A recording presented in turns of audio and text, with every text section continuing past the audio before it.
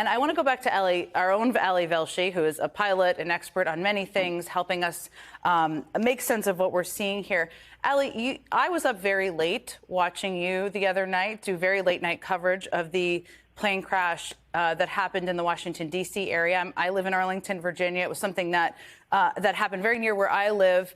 I think a lot of people are watching right now and trying to make sense of or understand how this could happen twice in 1 week. You are help us understand. They're different plane crashes caused by different things. How are you digesting this? How do you hope people out there who are scared right now are digesting what they're seeing as a second plane crash? Yeah, look, I think I agree with the idea that the FAA and the NTSB are fantastic. They are the lead agency, not just in America, but often for plane crashes elsewhere in the world, right? We call in their expertise always. So they will get to the bottom of it. And while we do not want to speculate, it's too early. I will tell you these are two very, very different crashes that happen for very different reasons. In Washington at National Airport, what you had is a situation that appears that a plane was hit by something. And at that point, the landing pilots had no ability to do anything about that. That plane went down. The examination there is going to be why the helicopter didn't see them, whether there's enough separation between planes, and there's a lot of stuff, all of which will be investigated and will be changed. The beauty of America is we don't typically have the same plane accident twice. So it will be fixed, which is why lots of people got on airplanes today, and it will be fine. This is a very different situation. The visibility is very low, and when you are trained as a pilot, I often tell people this, you can train somebody to fly a plane in a matter of a few hours. Most pilot training is emergency training, and most of that emergency training is for what happens when you take off and you land. Those are the most dangerous parts of flying. When we're landing on a commercial jet, everybody's checking their phone, you got cell signal, you generally think the flight's over. That's not what the pilot's thinking. When you're taking off on a plane, you're waiting to get up to altitude and be able to do whatever you want to do. That's not what the pilot's thinking. So when something goes wrong with a plane that has taken off from an airport, means they're not at cruising altitude yet, they're not in the clear, they're not in a place where they know there's no other air traffic, that everything can be okay. If you're 10,000 feet or 15,000 feet, or this plane can fly at 30,000 feet, and you lose an engine, you've got the whole world in front of you to figure out a place to land. When you're in this situation, your pilot training kicks in, and the pilot training is first do as little harm as possible. Try to get that plane to the ground as much as you can. Turn off your engines and turn off your fuel so that you do not ignite a fire when you land. The fact that this plane went down the way it did means that it lost aerodynamic lift.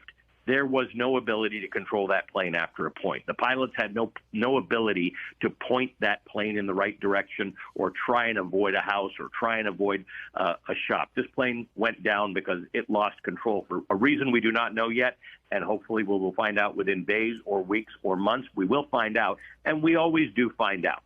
There's enough evidence there. The debris is there. It was close enough to the ground. There would be. What we don't know yet is what the communications were with air traffic control. When coming in and out of any Philadelphia airport, same as New York, there's a centralized air traffic control that gives you the coordinates and what you need to know to get in or out of that area. You're also talking to your local tower. At Philadelphia Northeast, there is a local tower, but that communication will all be recorded. So we will know, and at some point, the pilot, we would assume if they had some altitude, would have declared an emergency. And generally, when you declare an emergency, you state what you believe the emergency is. In a normal circumstance, the air traffic controllers will then tell you, as the plane that's declared an emergency, you have priority over anything you want to do. Anything you as the pilot need to do to try and get your plane to the ground safely and avoid death and destruction is in your control at that point. You don't have to follow air traffic control instructions at that point. You come down on your own. So we hopefully will find out what this pilot said to air traffic control. They may have said Mayday. There are various codes that they can give that will describe exactly what happened. Some mean that the engine is out. Some mean something else. And we will find it out. We will find out what happened, and then there will be directives and there will be training, and some of it might come from Learjet. Some of it might be very generalized. It may have nothing to do with the Learjet.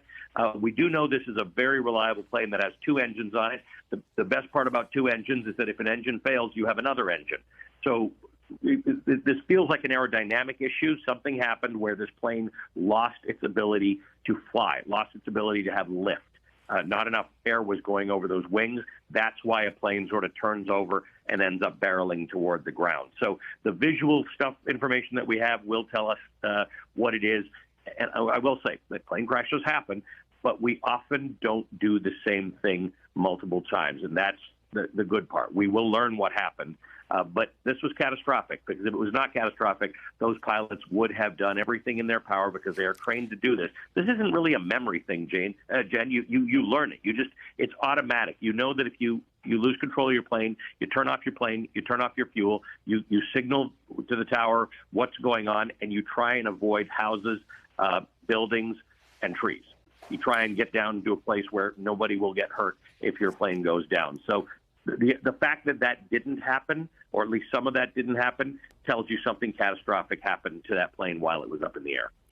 Ali Velshi, thank you so much. I appreciate your expertise. I can also add, NBC News has now confirmed that there were 6 people on board that plane. So that is new information we're sharing with all of you. I'm going to bring back in Kitty Higgins, who's the former board member at the NTSB, and joining us is also Randy Babbitt, who's a former administrator of the Federal Aviation Administration.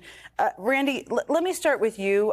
We're obviously, and Kitty gave us a wonderful warning earlier, which I could not echo more. We need to wait for the investigators to do their jobs, and they do an excellent job. But as we're watching this, we know a few things from the FAA. We know just from NBC News confirmed 6 people were on board. We know that at least 3 homes and multiple vehicles were struck. We know there's a perimeter. We know that there's been explosions. As you're watching this, what is your takeaway from what you're seeing in the scenes?